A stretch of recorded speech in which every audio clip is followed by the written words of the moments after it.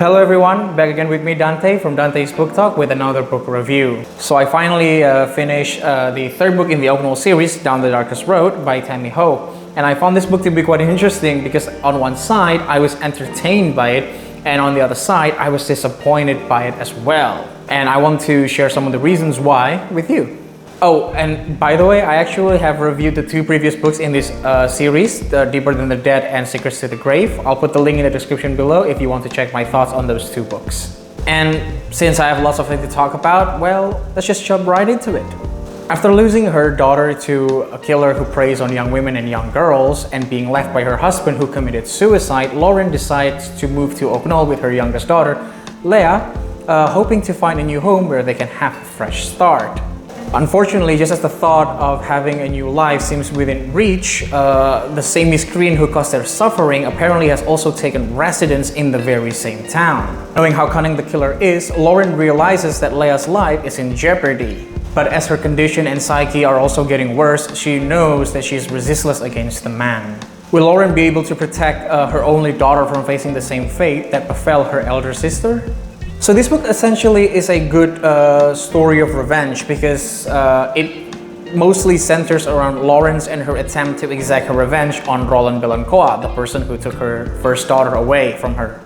But what makes this story of revenge interesting is because it doesn't only show her attempt at getting back at Roland, but also because this book shows the repercussions of her action. No matter how her act of vengeance seems justified to her or those around her, her actions can still badly damage her life and her daughter's life, and even put both of them in danger. So because of that, the book kind of presents an interesting dilemma, because on one side we kind of want Lauren to stop doing what she's doing and just focus on having a new life, but it's not an easy thing to do since the killer is still roaming free. And what's even worse is that there is nothing that the justice system can do about it because there is no shred of evidence against the man himself. The next good thing about the book is that since some of her actions, Lauren's actions, result in terrible consequences, this kind of means that some of her decisions are questionable.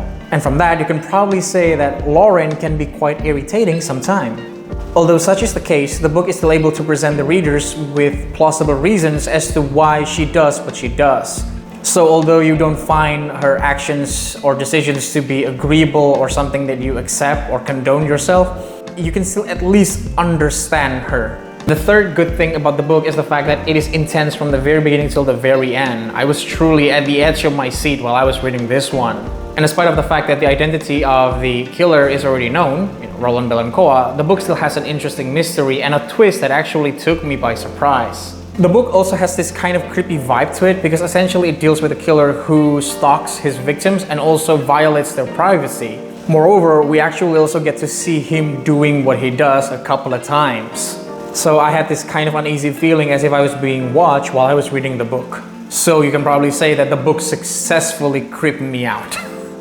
The last good thing about the book is the fact that it also brings an interesting point about reaching out to other people when your life starts to spin out of control. How you shouldn't bottle up your emotions or keep them to yourself, especially if they're negative, because it can harm you and also those around you. And so yeah, those are the good things that I enjoyed from this book. And before we move on to the things that disappointed me, don't forget to subscribe and turn on notification, and also like and share this video. Thank you. The terrible thing about the book is the fact that the book kind of forgets that it's a part of a series, because the main characters alongside their problems are pushed to the side and replaced by Lawrence and her problems almost entirely. I think the book could have been better had it been a standalone, Well, there is actually one of the main characters from the previous novel whose presence is actually quite noticeable, and that is Tony Mendez, the sheriff detective.